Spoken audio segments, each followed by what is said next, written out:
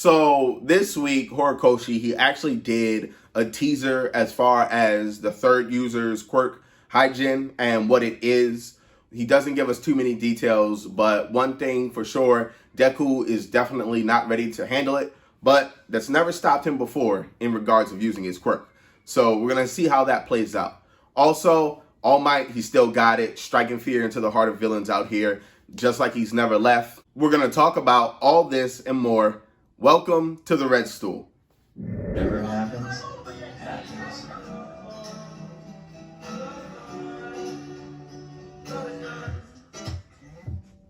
I think that I've been dead since the start. I've been too much inside my heart, but I don't even care no more. I'm gonna dance till the end of the month. Yeah,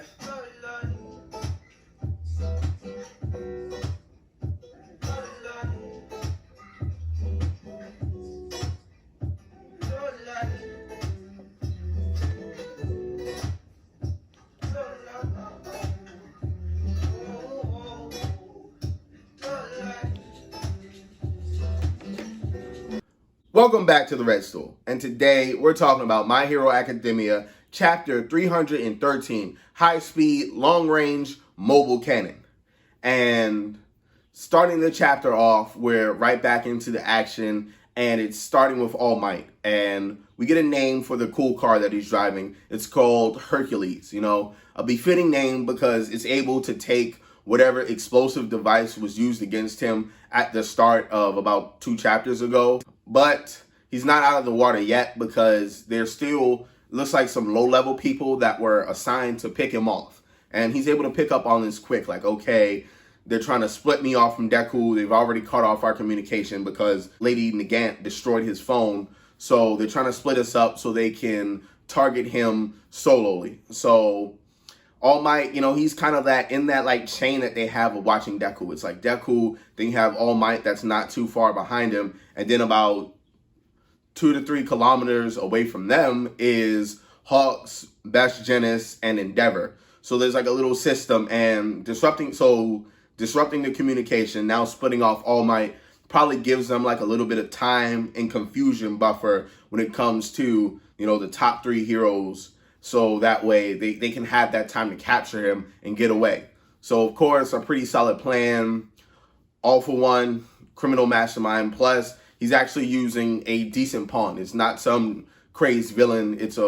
We're getting a sense as to what Lady Nagant's profile is and was like as a hero or ex-hero. So she's also, she's no simpleton. She knows what she's doing and she's good at it. But All Might, he's able to ward off this like attack, but he also has to escape from Hercules. He dives out of the car, does a nice cool roll, but it looks like his vehicle's indefinitely damaged, gonna need repairs.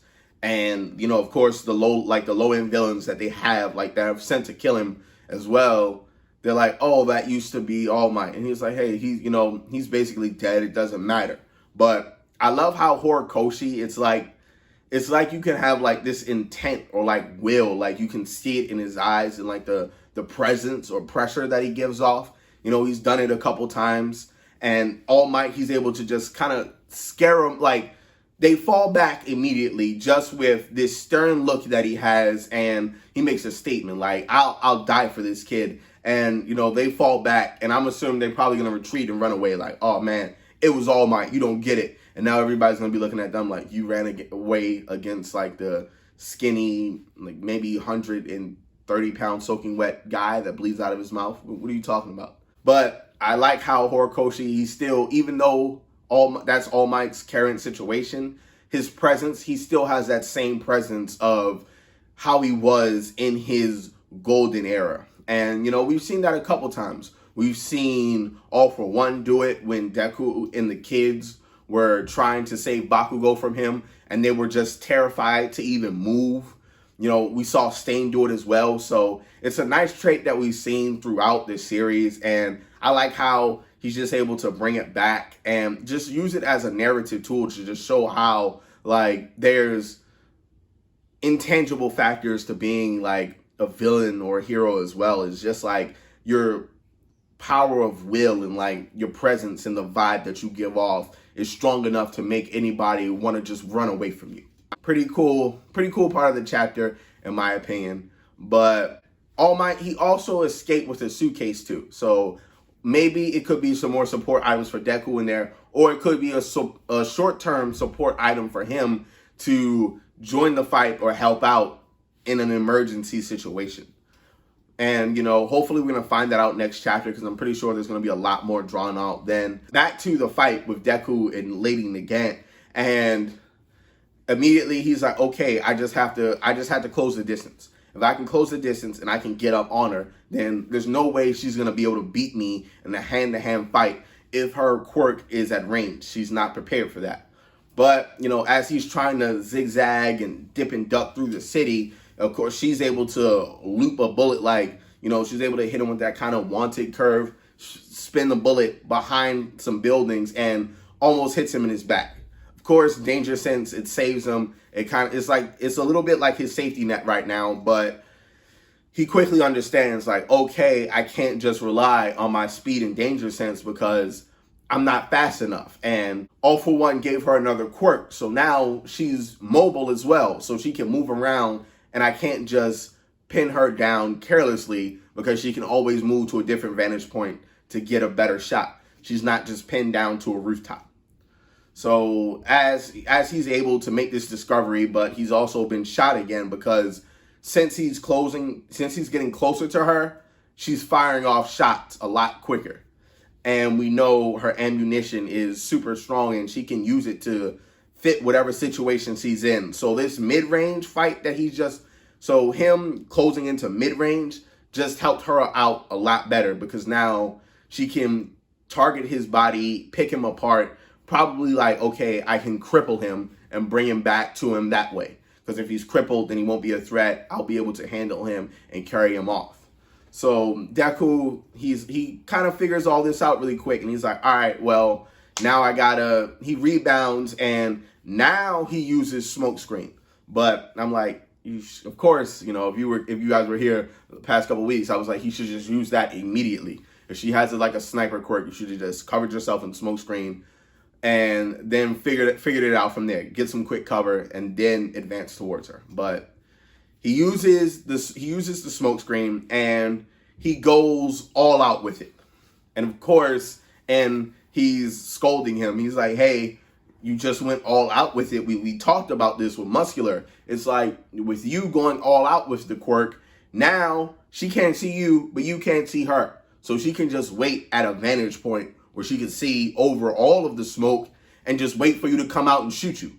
Because you'll still have to find out wherever she is. You've put yourself at a disadvantage with it.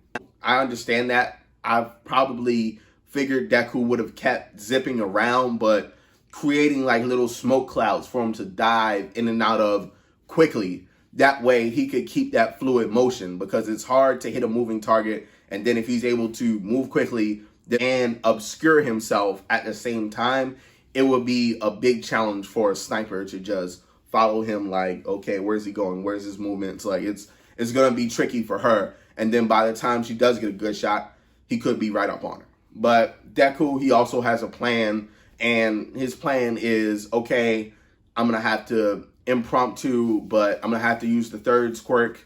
And this is how it's just going to have to be. I'm going to have to add the Third Quirk plus Black Whip plus the smoke screen and the speed to overwhelm her at once. And the third is advising him against it. He's like, hey, look, you at least have a feeling for the smoke screen and the Black Whip. But as far as my quirk, you don't really have a feeling for it and you've never used it.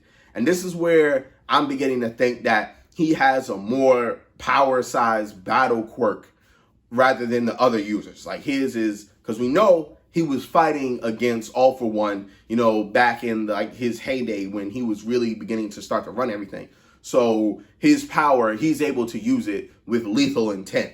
So it's a lot and it's a big gamble because Deku knows what state his body's at. So he can't really afford to just go all out. There's no one there. All Might, he just lost his car.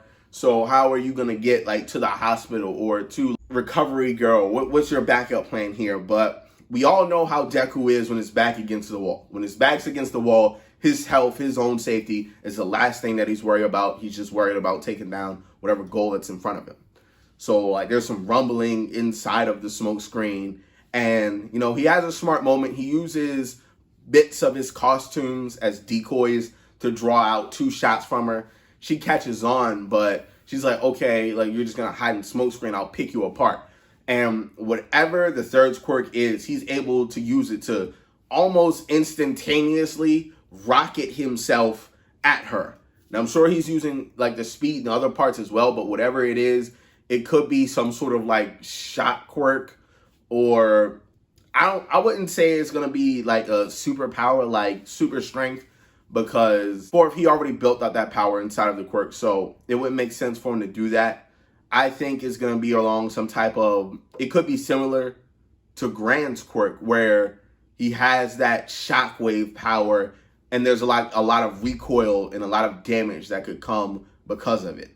That would be, I feel like that would be like a good razor's edge for him to have to dance on. Like, okay, I have a powerful destructive quirk, but it can also destroy my body if I'm not careful or capable of using it. But the good news is he's able to close the distance very quickly, almost in an instant, against Lady Nagant, and he has actually got a hold of her somewhat. So right now in this situation, it's working out for him. His gamble paid off. He's able to mitigate the close range, but part of me also wonders, like, it's not going to be that easy. Yes, we're probably going to get a conclusion at the end of next chapter, probably as to their fight, but also I feel like, because from what it looks like, she's able to retract the rifle in and outside of her arm. So if she's able to just pull it pull the barrel almost completely inside her arm and just have the tip of it out, that could serve as sort of like a short range pistol for her to use.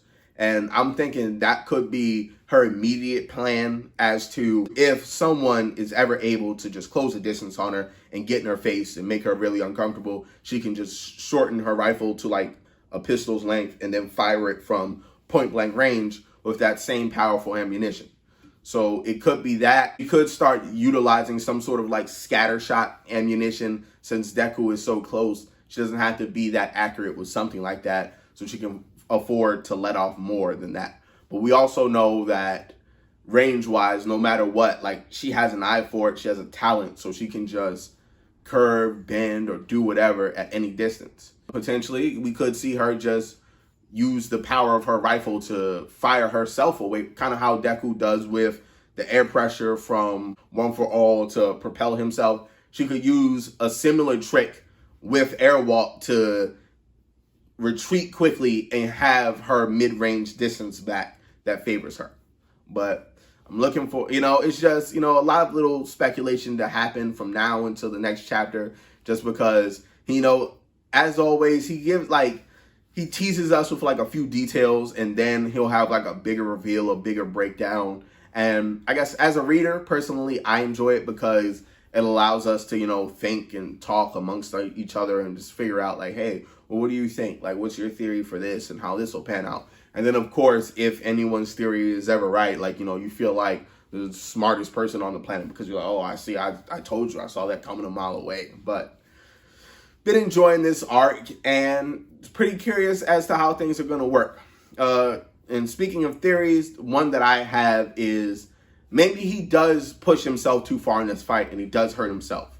And since he puts himself in that position of, okay, I've hurt myself, I need to recover again, even though it's only been like a couple days since he got out of the hospital, we could see him taken to UA for an impromptu visit with Recovery Girl just to help him out. And there we could have like some like sort of confrontation with his friends, family, Ochako, Bakugo. Of course, they're probably going to have stronger words for him than everybody else for just up and leaving and just leaving a note. But we could see that. Like, that could be the connection for him to go back to UA, or for like the UA kids to find out what he's doing, and that to be their spark of, okay, well, if you're out being a vigilante, me too, the rest of us are coming, we're ready to be heroes as well. So that could be the spark to set off the rest of the kids on their own personal vigilante journeys. But just my theory at the moment. Let me know if you guys have any. The comments are always open. Come interact with me. I'm gonna see y'all later. Peace.